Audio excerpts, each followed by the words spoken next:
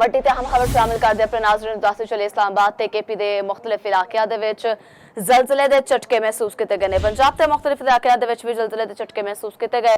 ਲੋਕਾਂ ਦੇ ਵਿੱਚ ਖੌਫ ਹਰਾਸ ਪੈਦਾ ਹੋ ਗਿਆ। ਲੋਕ ਕਲਮਾ ਤੈयबा ਦਾ ਵਿਰਤ ਕਰਦੇ ਹੋਏ ਆਪਣੇ ਘਰਾਂ ਚੋਂ ਬਾਹਰ ਨਿਕਲ ਆਏ। ਜੀ ਬਿਲਕੁਲ ਜ਼ਲਜ਼ਲੇ ਦੇ ਝਟਕੇ ਮਹਿਸੂਸ ਕੀਤੇ ਗਏ ਨੇ ਇਸਲਾਮਾਬਾਦ ਤੇ ਕੇਪੀ ਦੇ ਮੁxtਲਿਫ ਇਲਾਕਿਆਂ ਦੇ ਵਿੱਚ। ਇਹਦੇ ਨਾਲ ਪੰਜਾਬ ਦੇ ਵੀ ਮੁxtਲਿਫ ਇਲਾਕਿਆਂ ਦੇ ਵਿੱਚ ਜ਼ਲਜ਼ਲੇ ਦੇ ਝਟਕੇ ਮਹਿਸੂਸ ਕੀਤੇ ਗਏ ਨੇ। ਲੋਕ ਜਿਹੜਾ ਨੇ ਉਹ ਡਰ ਤੇ ਖੌਫ ਦੀ ਵਜ੍ਹਾ ਤੋਂ ਘਰਾਂ ਤੋਂ ਬਾਹਰ ਨਿਕਲ ਆਏ ਤੇ ਕਲਮਾ ਤੈयबा ਦਾ ਵਿਰਦ ਕਰਨ ਲੱਗ ਪਏ। ਬਿਲਕੁਲ ਇਸਲਾਮਾਬਾਦ ਤੇ ਕੇਪੀ ਦੇ ਕਈ ਇਲਾਕਿਆਂ ਦੇ ਵਿੱਚ ਜ਼ਲਜ਼ਲੇ ਦੇ ਝਟਕੇ ਮਹਿਸੂਸ ਕੀਤੇ ਗਏ ਨੇ।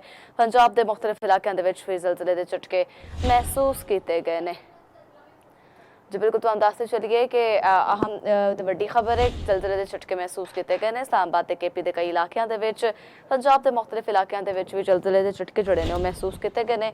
ਲੋਕਾਂ ਦੇ ਵਿੱਚ ਖੌਫ ਹਰਾਸ ਪੈ ਗਿਆ ਤੇ ਲੋਕ ਕਲਮਾ ਤੈयबा ਦਾ ਵਿਰਦ ਕਰਦੇ ਹੋਏ ਘਰਾਂ ਚੋਂ ਬਾਹਰ ਨਿਕਲ ਆਏ ਨੇ। ਜੀ ਬਿਲकुल दसते चलिए एक वड्डी ते अहम खबर है पंजाब ते इस्लामाबाद ਦੇ ਮੁxtਲਿਫ ਇਲਾਕਿਆਂ ਦੇ ਵਿੱਚ ਜ਼ਲਜ਼ਲੇ ਦੇ ਝਟਕੇ ਮਹਿਸੂਸ ਕੀਤੇ ਗਏ ਨੇ।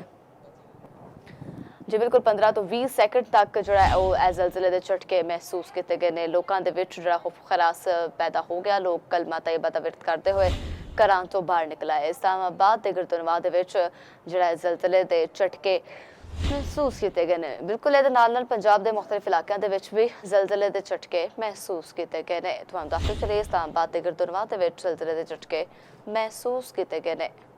जबकि पंजाब ते केपी दे विच भी ज़लज़ले दे झटके महसूस किए गए हैं। जी बिल्कुल तुहानूं दसते चलिए कि लोग खौफ खरास की वजह तो घरां तो बाहर निकल आए ते कलमा तैयबा दा विरद करन लग पे। बिल्कुल अहम ते वड्डी खबर तुहाडे तक अपना रहे हैं कि ज़लज़ले दे झटके महसूस किए गए हैं।